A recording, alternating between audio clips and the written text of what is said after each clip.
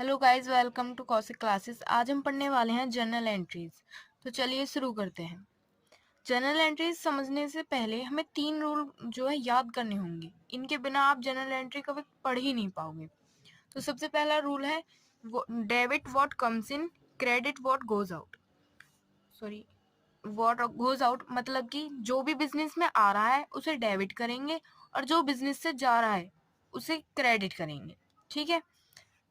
अब सेकंड है debit the receiver and credit the giver. जो भी रिसीवर है, जो कोई चीज जैसे मान लो हमारे बिजनेस से गई तो उसे लेने वाला जो होगा वो डेबिट होएगा और जो देने वाला होगा वो क्रेडिट होता है। ठीक है। डेबिट द लॉसेस, ठीक है, जितने भी लॉस होंगे ना हमें उनको डेबिट करना है और जितने भी प्रॉफिट या हमारी इनकम्स होंगी उन्हें क्रेडिट करना है। ठीक है।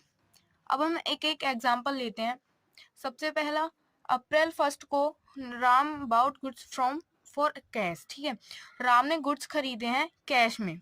तो यहाँ देखते हैं कि हमारे बिजनेस में आ क्या रहा है। गुड्स आ रहे हैं तो गुड्स के लिए परचेज का यूज करते हैं। ठीक है।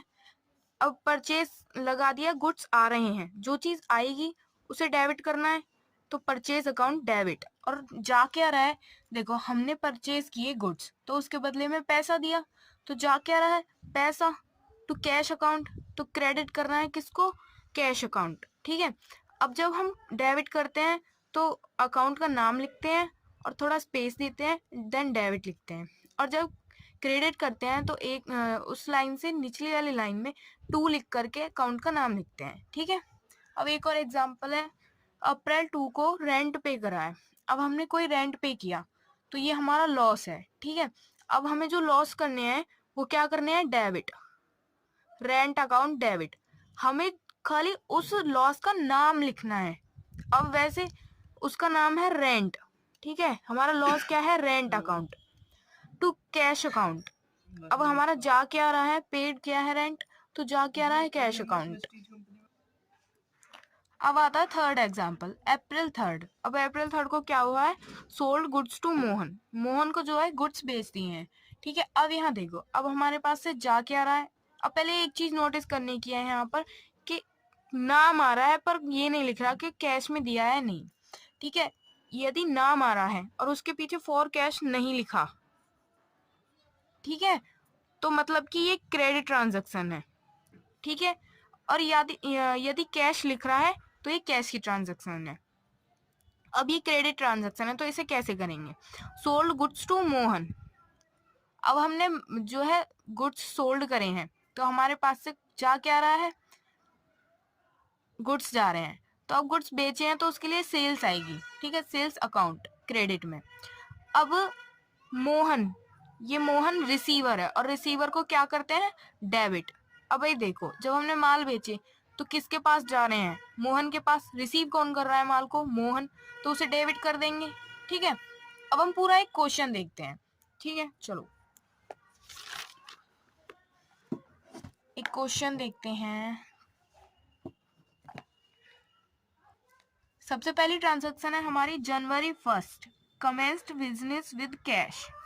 अब बिजनेस स्टार्ट कर रहा है कैश में 40,000 से। ठीक है।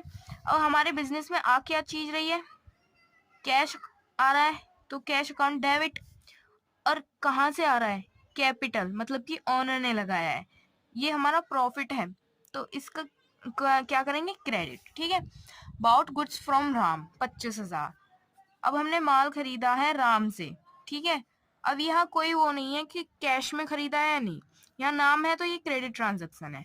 तो यहाँ परचेज अकाउंट डेबिट, क्योंकि क्या आ रहा है हमारे पास गुड्स आ रहे हैं ना, तो purchase account debit to Ram, क्योंकि राम गिवर है।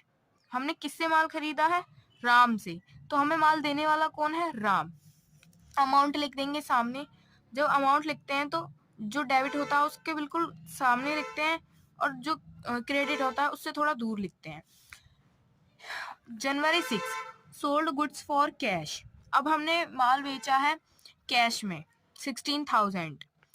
अब यहाँ पर क्या चीज आ रही है, कैश अकाउंट, कैश आ रहा है और माल जा रहा है तो सेल्स अकाउंट आ जाएगी। January 10, bought goods from Mohan for cash. अब देखो यहाँ नाम भी है और कैश भी है। यदि कैश लिख रहा है तो कैश में ही आया है, ठीक है। कितने में? 8,000 में। अब हमने गुड्स परचेज किए हैं तो purchase account debit to cash account. About furniture, अब फर्नीचर खरीदा है, यहाँ नहीं लिख रहा है, ना तो यहाँ नाम लिख रहा है ना कैश लिख रहा है, तो हम कैश की ट्रांजेक्शन मानते हैं, ठीक है। अब यहाँ फर्नीचर खरीदा है तो क्या चीज हमारे पास आ रही है? फर्नीचर आ रहा है और पैसा जा रहा है। अमाउंट सामने लिख देंगे 10,000। जनवरी 17 पेड कैश टू राम, अब कैश पे करना है किसको? राम को, ठीक है। अब यहाँ लेने वाला कौन है पैसों को? राम, तो राम को डेबिट कर देंगे।